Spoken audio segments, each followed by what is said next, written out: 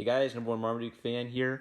I finished drawing a page last night, so today I'm gonna spray fixative on it, scan it, and do digital cleanup. So I thought I'd do a real quick manga review of just what I've been reading this week, and then get these back to the library. So, oh, how to ride the scent of air after rain. In the light around us, I felt your heartbeat. All right, so it's a very straightforward like girls shoujo romance, and what I like about it is that the main character Futaba, it kind of like gets in her head, and she has flaws. Like she acts irrational sometimes, but that's portrayed as a flaw. There is like a real strong will they won't they vibe to it, but there's also a nice sense of progression where she and Ko are now in like that awkward phase where they're going out. They both obviously like each other. They just haven't like sealed the deal and made it an official relationship yet. And kind of what I like dramatically about this is she's starting to find out that Ko is a man with flaws, not a dream boy. Where what she liked about Ko is that he kind of like would call her on her BS and make her think about being honest with herself and not putting forward a false image of herself. And what we're finding out is that Ko also actually has the same flaw that Futaba has, where he calls people on their BS a lot because he himself has a hard time like being straight with people, which is one of the reasons why he kind of like cutely teases her. You know what? It's a girly little romance, but I really like the emphasis on like thinking about your flaws, thinking about honesty, thinking about how your decisions affect people. It feels very real and authentic. There's just a really, really sweet thing in the greeting that I want to read because I just thought it was, like if you're an artist who's feeling down, like Ayo Sakisaka's got some like words of wisdom for you. There are times when I need to look at my old drawings while working, and when I see how awful I was back then, I want to faint. Of course, I thought I was doing a good job at the time, and I put everything that I had into drawing them, but man, they are really painful to look at. This happens with older series, more recent work, and even with Haru Ride Volume 1. While I find it depressing, it's also reassuring because it means I have the ability to improve. You can always get better, Sometimes I don't feel motivated to put in my best effort, so it's a good reminder that it's important. When I draw, I'm excited and hopeful that my current work will give me reassurance a year from now. Thank you, and I hope you read to the end. Right there, the manga author comment section is both a place for the author to like comment on their working process and build rapport with the reader, get the reader invested. I also really like the thing she's doing here where this is a cover theme, like from her perspective, from his perspective, or backwards, actually. So that's kind of cool. I hadn't seen someone do that before. So really good little romance. Dream in Sun Volume 2. It's completely absurd. It's completely silly. If you have a high tolerance for silly little jokes that kind of like take romantic comedy tropes and then crank those up and just make them absolutely ridiculous, you'll probably get oh, there's a ring on the couch. Dang. I shouldn't have done that. Oh well. Can't get fixated on the past like Lion King taught me. Anyway, yeah. So Dreaming Sun, it's really silly. It's cracking me up, so I'll keep reading it. But Orange is a much more serious, much more like dramatic thing from the same author. This is her doing some fun little romantic comedy. That's really the only thought I have. Death Note Volume 1. Finally reading Death Note. I mean, I read first couple of volumes of, I think, Bakuman earlier this year, and it's just a really great power couple with Oba doing like really thoughtful, very intelligent writing where he gets into characters' heads. He shows like all these thoughts to different perspectives.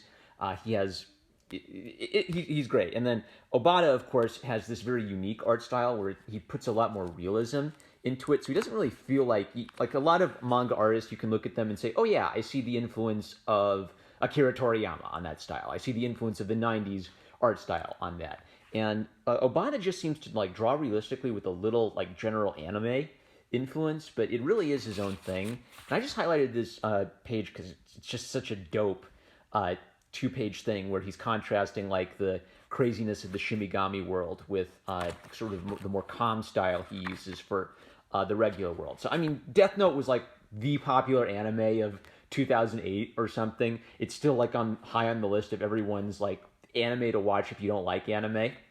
I would say even if you've watched the anime several times and enjoyed it, go ahead and don't say you're a fan of the anime if you haven't read the manga. Yeah, there's a lot of neat little things that you focus on differently, I think, when you're looking at Obata's way of drawing it that you might miss in the anime. And if you have never heard of Death Note, it's the anime you can watch if you're not an anime fan. And it's got a really good Lieutenant Columbo, How Do We Catch the Murderer subplot going to it. Delicious in Dungeon, I think, is probably my new favorite manga I've discovered of the year. I didn't believe it could be this good. I thought it would just be a joke, and it's evolved from. I really enjoyed the first volume, and I just thought, okay, well, it's kind of like silly. They're cooking the monsters. It's really just become a fantastic fantasy series with comedy, with fear, with great emotional beats, with action.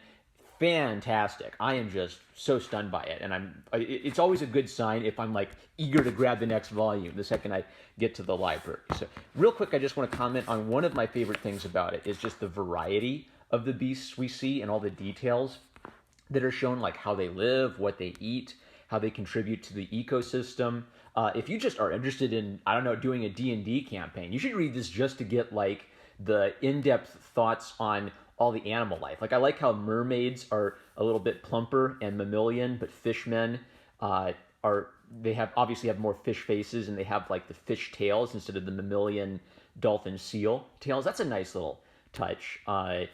And also thematically, there's this really interesting, like I almost see it as like a continuation of ideas in Tolkien in a new way. So one of the big ideas in Tolkien is the modern world crushing the old, beautiful, mythical world. So Saruman cuts down the trees, and he invents a new race of orcs, because Saruman's sort of a scientist, and he doesn't really care about the morality of what he's doing. He only cares that he's building a brand new world with Sauron. He wants to rip down the old world to make way for the new world, right? So he's kind of coded as an evil scientist who's a magician. And Delicious in Dungeon kind of has this neat contrast between old magic, white magic, and the new magic, the black magic, where Marcille, the elf magician girl, she dabbles in black magic because she believes it's not satanic. She believes it's just misunderstood because no one's figured out how it works yet. And it kind of calls upon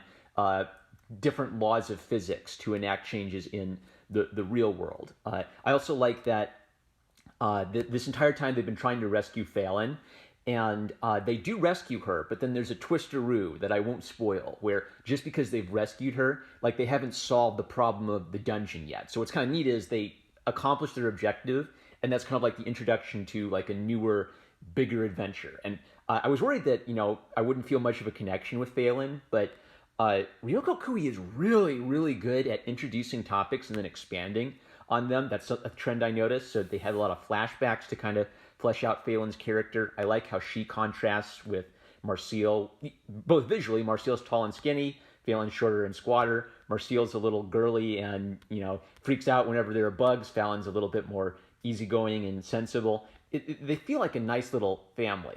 Another neat little subplot is how, because it's a small world, everybody knows each other and rumors travel fast. So Laios is a little bit of a well-meaning, he's a competent warrior, but he's kind of an idiot.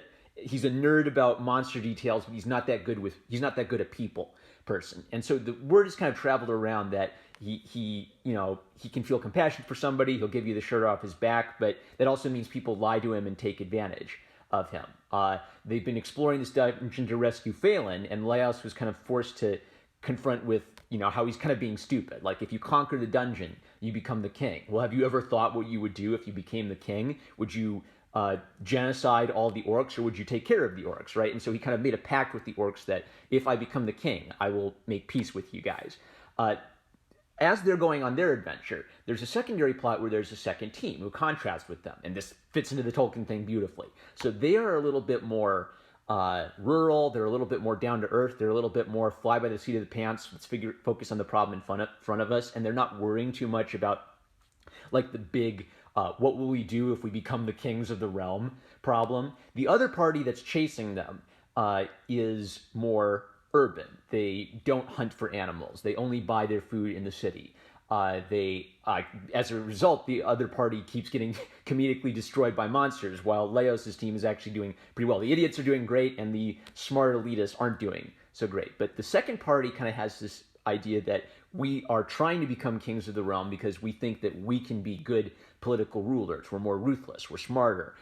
We understand people better than Leos's party. So this is building into a really nice, like, old versus new, city versus country, modern society versus traditional society theme, just like what Tolkien would talked about, but almost like Ryoko Kui's putting her own spin on it. I also wanted to highlight a couple really neat panels in this one. So spoilers for I'm on volume 5 already. All right. So this is neat where they're like trapped in the closing room, right? And so she shows you, she creates the feeling of the room closing. So Marcille trying to push it back, her staff bending, and then a little shadow here as the wall closes in, and then black bars on both sides. The panel itself shrinks, and then you see it breaking her staff and everyone collapsing and straining. That's a great page. It just very visually communicates the stress of the situation. Jumping ahead, there's a great panel where they're fighting dryads and they're like having allergic reactions and they're blinded. So Chilchuck, the hobbit halfling thing, he can't see, can't hear, so he just tries to feel which way the wind is blowing to tell where the enemy is. And the entire drawing style changes. So they're drawn in clear lines, and she's drawing like this wispy, almost like charcoal, soft, using, using different values rather than using contour lines. So just a really neat little effect. I think Ryoko Kui is a gem. This series is absolutely fantastic. Don't let the kind of like comedic, chef thing throw you off. This is absolutely fantastic. High adventure, comedy, drama. I laughed, I cried, fantasy storytelling. I'll have to read to the end to see if it's as good as Tolkien, of course. But if you are a Tolkien fan and you're kind of like me and you're kind of weirded out by Dungeons & Dragons, you will like this. And I'm sure a Dungeons & Dragons fan would just be geeking out over all the little details. All right, hey, that's all the manga. 11 minutes. That's not bad for all that to do all that reviews in one video. All right, I'm going to return these, and then I'm working on a page tonight. Love you guys. Catch you later.